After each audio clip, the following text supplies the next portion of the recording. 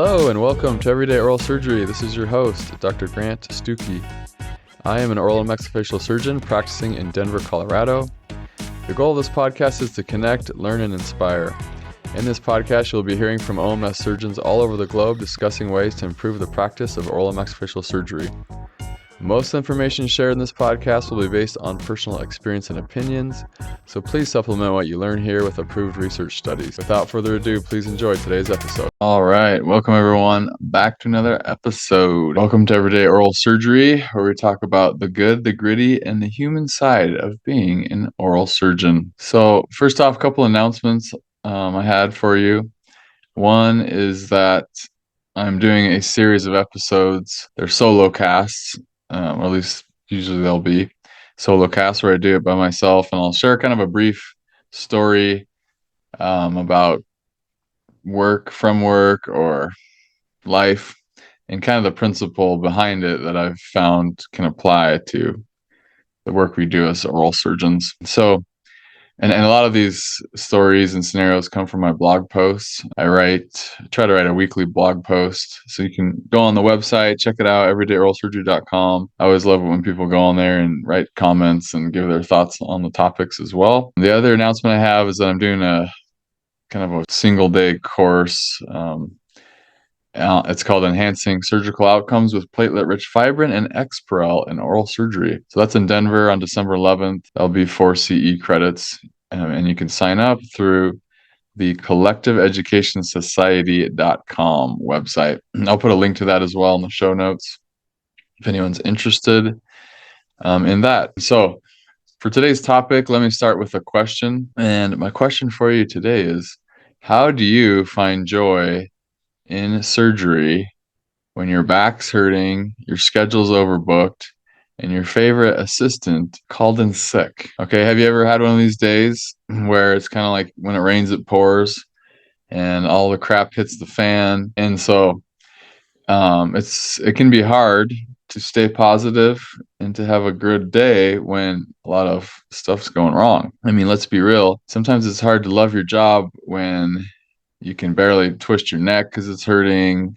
when you don't have the right instrument you need in a surgery, the helicopter parents giving you all sorts of grief about the surgery. There's just so many factors in our job, I feel like, that can ratchet up the stress level and make it a poor day, or at least our attitude and feeling about the day can be negative. However, have you ever noticed that there are people who somehow, despite all of the challenges and difficulties a day can bring, there's certain people who manage still to shine and find joy in the work? And that's kind of my question, is how do those people do it? How do we do it? Is it possible to turn that frown upside down, so to speak, and find joy in the midst of difficulty? So another question thrown out there. Let me switch gears for just a second and talk to you about a topic that relates but is different. So I'm a closet physics/astronomy fan. I love studying the planets, their movement, the theories of relativity, and everything that goes into astronomy. So hopefully we're not digging too deep here, but Einstein's theory of general relativity outlined that gravity is space-time curvature. It's not a force, but it's actually the result of mass and energy warping what's called the fourth dimensional fabric of space-time. And I just love thinking about this concept. So essentially, large bodies of mass can bend the space-time fabric, and these massive objects like stars and planets can curve space-time around them, which dictates the motion of other objects, such as planets orbiting a star. The example that's commonly given of this to help us understand the fourth dimension, because our senses don't allow us to visualize that, is comparing it to a bowling ball on a mattress. So if you were taking a bowling ball and set it on a mattress, the bowling ball creates a curvature in the mattress at that point. And if you were to roll a smaller object near the bowling ball that's on the mattress, such as a golf ball, the golf ball will fall into that pocket in the mattress and will start rotating around the bowling ball. And so that's essentially what happens in space. And it's crazy to think about, but these massive objects actually warp and bend space itself, and other smaller objects can get caught in that bend circling around. It's of course, there's all sorts of other factors that determine, where and how a planet orbits and at what distance, magnetic fields and all sorts of other things. But that's the main idea of why everything will orbit something larger than it. Okay, so the question is now, how does this principle apply to our practice? Is it possible that there's a mental equivalent to the fourth dimension that that our attitude and our kind of mental state, almost like a large body of mass, can start bending and creating an orbit for other people that we're around to kind of get stuck in? So, a quick story. As many of you know, my younger brother Jake is also a newly minted oral maxillofacial surgeon. He works here in Denver with me, and I usually talk to him on a daily basis after work. We'll connect and see how the day's been going. But I've been impressed with just how genuinely joyful and excited he is about surgery on a daily basis. And he'll have way more problems than me sometimes, but he'll still just be so excited about the day. And he loves the challenge, loves learning things, loves the various aspects of problem solving that each patient brings to the work. So pretty cool stuff. In fact, sometimes he'll just text me randomly and say, I just love oral surgery. It's so fun, stuff like that. And it's kind of made me reflect and think about my own joy for the job and think, did I used to be like that? Am I different? How have I changed? We have an assistant who kind of helps both of us. And she came to help me one day, and she said, I just have to say, Dr. Jake, he is just so fun to work with. And she said, you need to tell your brother to never change, that he should just stay the way he is because he's so awesome. And my eyebrow kind of raised a little bit, like, what are you trying to say here? And she said, you all change, referring to me and the other surgeons in our group. She says, you all change over time and you just become different. And she's being very ambiguous, trying not to use negative terms. But I think what she was trying to say is over time, surgeons generally can become more disenfranchised, jaded, cynical, and not, from her standpoint, not as fun to work for. Clearly, working with a surgeon who's excited about the work made her excited and gave her energy and passion for what she was doing, and it clearly made her days better and more exciting for her. And it's really caused me to kind of ponder and think, how have I changed, and what are the things I'm doing when I go into work from a mental, social, emotional standpoint that's affecting myself and the people around me. On a different note, I have a relative, I'll just call him Uncle Joe, who practices dentistry, and he's gone through multiple back surgeries. He's older than I am, but he kind of wishes he was retired, but still just financially has to keep working, and in tons of pain, and just doesn't enjoy the job. I think he probably even tells that to patients and other people, that he just really hates work, and which is unfortunate and sad, especially when you're dealing with chronic pain.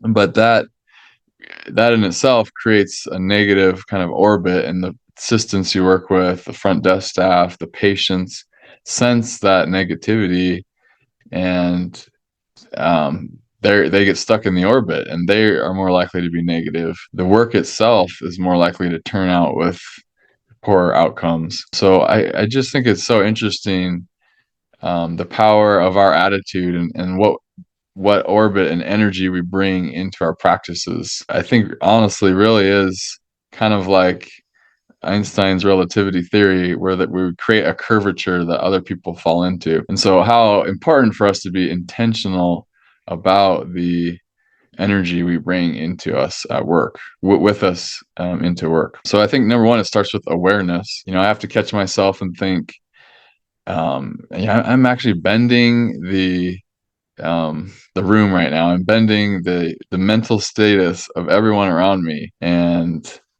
am I doing it in a positive or a negative way? And if it's negative, what do I need to change? There's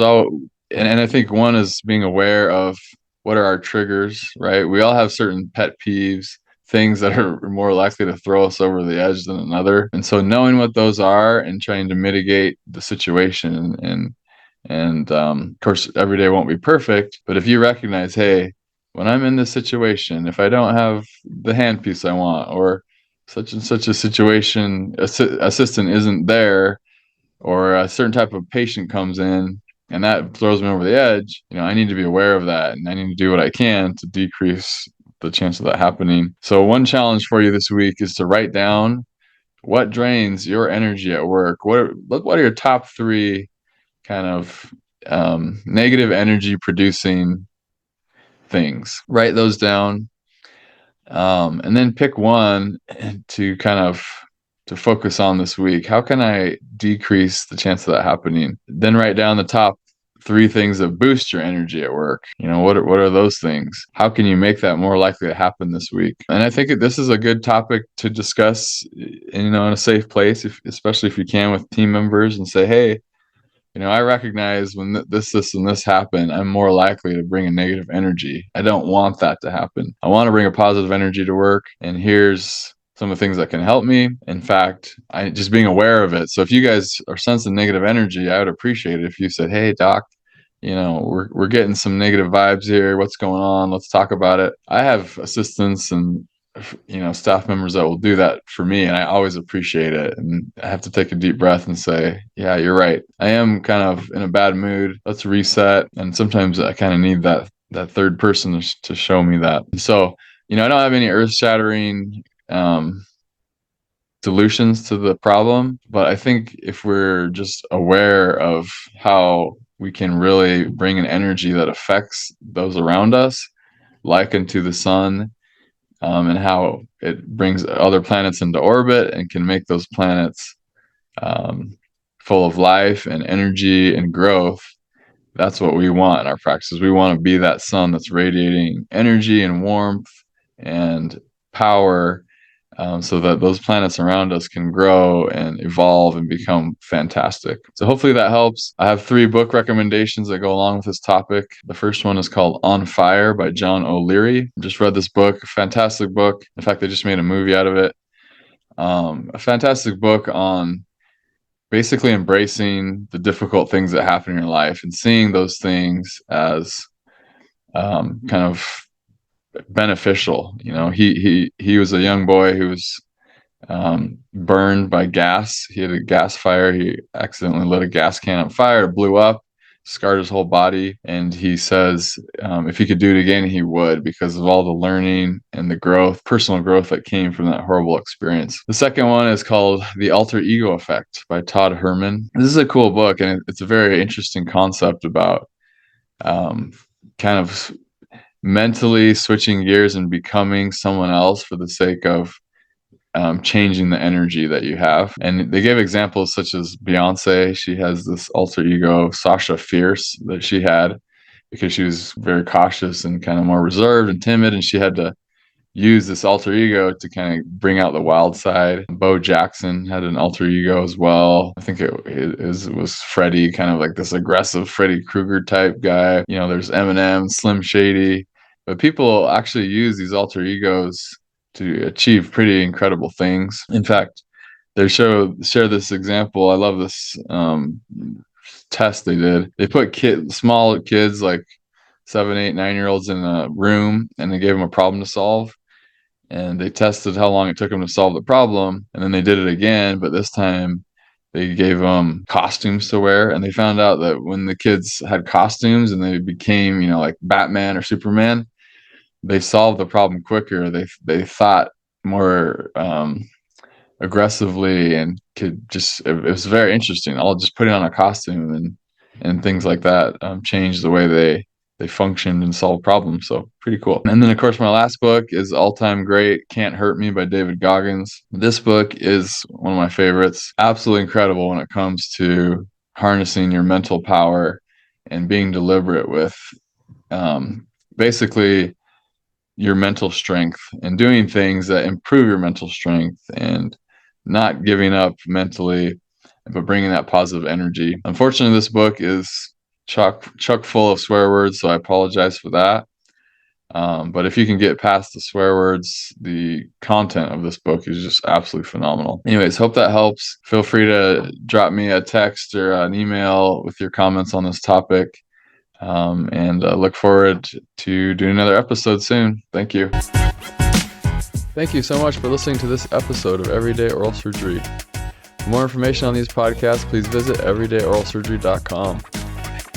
I love feedback and would be very grateful if you would reach out to me via my email, grantstucki@gmail.com, and let me know what you thought of this episode. Or you can text me at 720-441-6059.